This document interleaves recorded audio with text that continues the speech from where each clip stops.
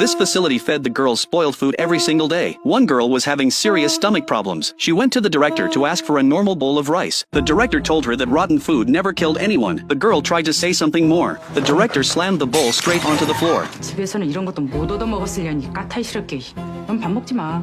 먹을 자격도 없어. The girl burst into tears and apologized, but the director kicked over a stool and ordered her back to her room to stand as punishment. None of the other girls dared to say a word. Only the director's daughter stood nearby, making snide remarks. This was a juvenile detention facility for underage girls. Troubled teens who had gotten into trouble were sent here to be disciplined and reformed. It was supposed to be a place of care and rehabilitation, but the director in charge was, in reality, a cruel and violent person. The moment any girl got on her bad side, she'd get beaten. One girl had already ended up in the hospital with a broken bone. The girls were currently serving out their punishment period and were not allowed to leave on their own, even when court officials came to inspect. The girls didn't dare tell the truth. Previous inspectors had always treated it like a formality. They'd sit down briefly and leave, and nobody was going to take the word of a bunch of delinquents. But this time, things were different. A senior official personally led a team to conduct the inspection. The moment they walked through the door, one of the judges received a tip-off. Someone had reported that this facility was abusing minors and was suspected of misappropriating public funds. The official knew all too well that many juvenile offenders would fabricate complaints just to get out early. He told his team to drop it,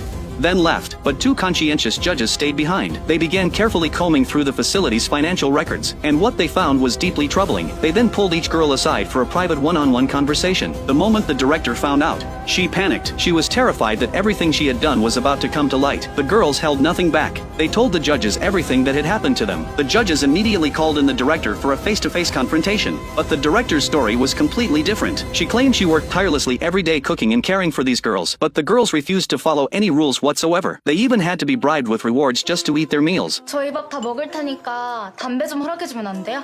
뭐? 그러면 저 진짜 밥도 잘 먹고 잘할게요.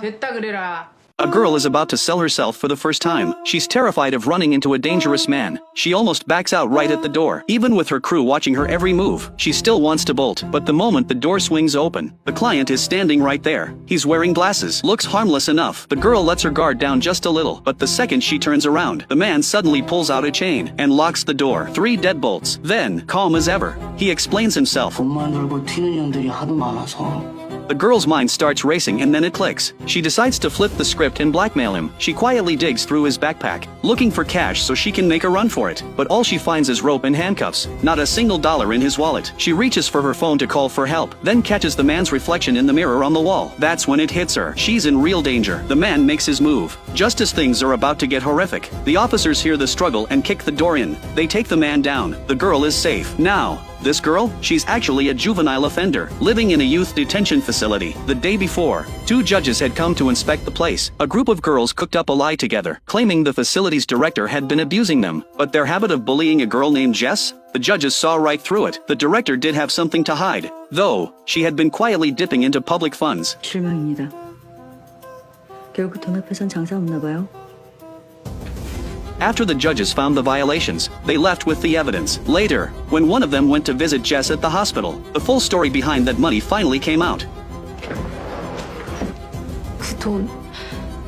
The other girls had refused to compensate Jess. Her own family wouldn't lift a finger for her. The director, desperate to get Jess into surgery, had taken the money herself. It was the only way. The judge realizes she had the director all wrong. She rushes back to the facility immediately, but the moment she walks in, the place is already in chaos. The director's daughter has completely lost it. She tells the judge that the second she left, her mother collapsed from the stress and was rushed to the hospital. The daughter snaps, screaming, if it weren't for these troubled girls, her father never would have walked out on the family. Her mother never would have poured everything into these strangers. This girl rushed through the night to see her dying mother. The moment the door opened, her mother glanced at her, turned to her new husband, and said someone knocked on the wrong door, then shut the door in her daughter's face. The girl had been receiving rehabilitation at a juvenile detention center. Last night she snuck out because she heard her mother was gravely ill, might not have many days left. She rushed over through the night, had imagined the scene countless times in her head, mother and daughter embracing. Instead, her mother dismissed her like a stranger. The girl ran back and pounded on the door desperately, demanding an explanation. Beat on it until her hands bled. Her mother's new husband opened the door. He dragged the girl into the hallway and slapped her around. Her mother just stood inside, watching coldly. The girl was covered in bruises, sitting in the corridor, not knowing where to go, until the director from the detention center found her.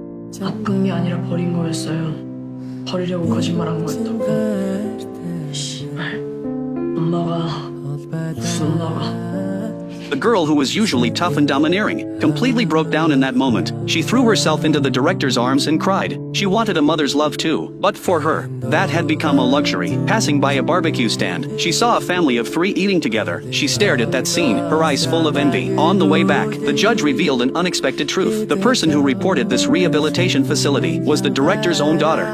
그것만 그만두면 아빠도 돌아올 수 있으니까.